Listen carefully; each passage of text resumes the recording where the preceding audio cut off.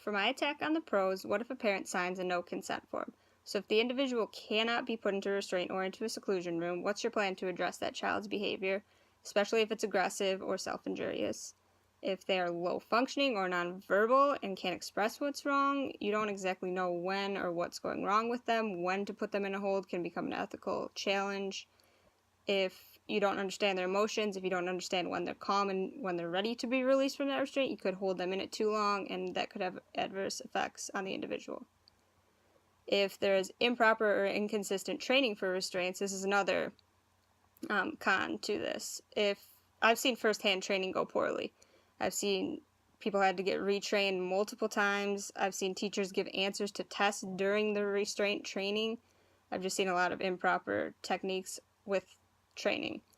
And in the moment of putting an individual into restraint, you really need to know the ins and outs and exactly where your hand needs to be placed. One hand placement being wrong could legally affect if that hold were to get called to court. If the child has a health concern that does not allow them to be put into a restraint. So I work at a school where one of our individuals, I forget exactly what he has, but he cannot be put into a restraint for health reasons. And then how do you address that behavior?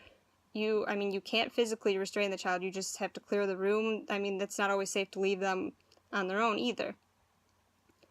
So functional communication and antecedent modification aren't always consistently addressed by staff. If there isn't a clear focus on functional communication and antecedent modification, then how will there be an alternative to restraint or a decrease in restraint use? There really won't be if you're not using those two techniques. And again, with nonverbal children, they'll have a hard time understanding a debriefing of the situation if that were to be your form of communicating with them to address their behaviors in the future. They don't exactly know how to replace their aggressive behaviors. So I found a video that shows data on restraints and seclusion being misreported. I'll post the video below.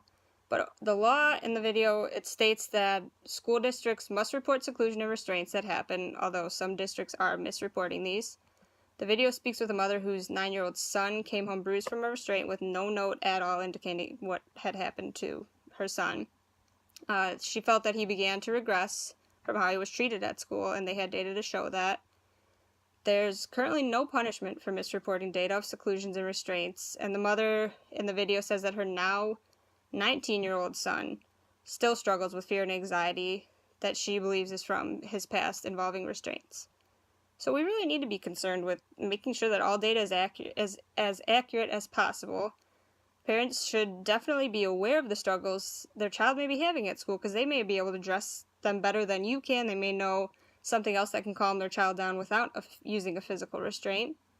So if you have that communication, you can limit the amount of restraints or seclusion methods used or eliminate their use altogether. You never really know. So restraints may be happening more often than reported, and obviously that's unethical and can be misleading for everyone. We need to keep in mind the use of the least restrictive procedures possible and just upholding our ethical standards in general.